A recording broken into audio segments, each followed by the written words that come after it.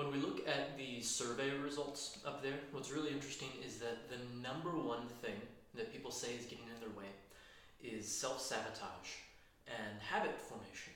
And that's fascinating when we pause to think about it. Self-sabotage. What that means is one little part of yourself is impeding the progress of the entirety of yourself. It's like you're bringing all of yourself, cruising right along, making all this progress, and then that one little part just stops all forward momentum. What's up with that? So, of course, if you could just get your shit together, then everything would be fine, right? And so then you scamper, and it's like, I gotta get this shit together. I'm gonna get this shit together. I'm gonna get all of my shit together, and once all of my shit's together, I'll be good. And what we find is that that never happens. There's never a point in your life where you've got all of your shit together. There's no lever you can pull or some switch you can flip where you just have your shit together, right? That's not going to happen. Crossing our fingers, holding our breath, and waiting for that moment is, well, it's stupid hope. It's just not going to ever be the case. And so we have to ask, what do we do instead? One of the things that we work through in Trust the Flux is we take a look at the nature and the quality of resistance, and we find some way to resource ourselves more effectively to overcome that resistance. And so I want to share just a small bit of that practice with you here. And what you might think of is a particular challenge that you've got, some area in your life where you're getting in your own way, where things aren't clicking into place for you the way you'd like. And take a few moments and think about it. And maybe there are several, and that's fine too. We're just going to work with maybe one of them for the time being. We're going to hone our focus in. So you have something in mind? Cool. So what I'd like to offer here is that maybe a shift in perspective can offer a shift in outcomes. What that means is if you're so focused on that thing that isn't clicking into place, if you're focused on that deficiency or that dysfunction, you're going to be blind to all of the other things that are working out pretty well. Again, this is the one part of yourself that's getting in the way of the entirety of yourself. And what you'll see is that simply changing the focus, changing these questions, can lead to very different outcomes down the road. So, you've got that area in your life where things aren't working. You might think to yourself like, why is this such a shit show? Why can't I get the blah, blah, blah? Why can't I get it together? All of this stuff. All of those stories playing out. What I'd like to offer you is a different question. And you might want a piece of paper, something to write with. And it's much better to write this stuff out by hand than it is to type it. I promise.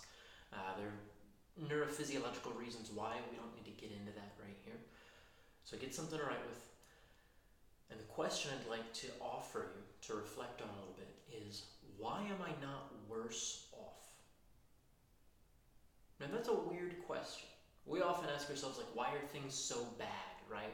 How did I get into this festering mess in whatever area of my life?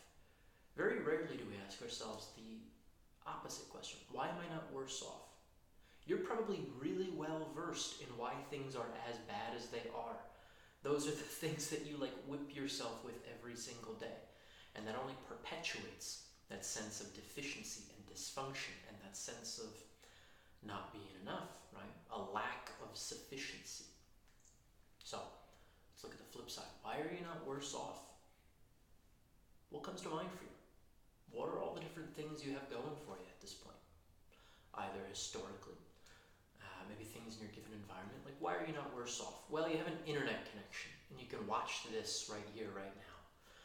You don't have a pack of wolves about to eat you. Like, you've got shelter, right? And I assume you maybe took a shower sometime in the last week. Puts you a step above a lot of people, right? So why are you not worse off?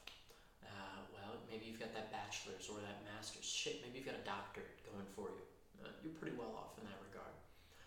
And so I want to make a clear distinction here. What this isn't is a gratitude journal, right?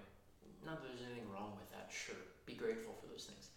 What we're looking at is, this is basically a list of resources that you have, both within yourself, right here, right now, and beyond beyond yourself, like beyond the spatial boundaries of your skin, your flesh, beyond the temporal boundaries of right here, right now.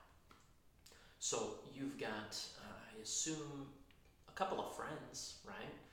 You know, that's one reason maybe why you're not worse off. Maybe you've got a family who loves you. Maybe you don't. You know, each of us has different contexts, different situations. Maybe you've got a bunch of ideas. That's one way you might not be as bad off as you could be. Like, what we're doing here is coming up with this huge long list of all of the stuff, all of the, again, entirety of yourself that you may have been blind to for the longest time. So, whatever the situation is, whatever you're dealing with where you think like, I just gotta get my shit together, why is this such a mess? All of that. Let's flip it on its head. Why are you not worse off? If you'd like, drop in the comments below or over there, wherever the comments are on these. I never know whenever I record this. But drop in the comments one big insight you got from this. Maybe a shift in perspective. Let me know what's one thing you're going to start doing differently as a result of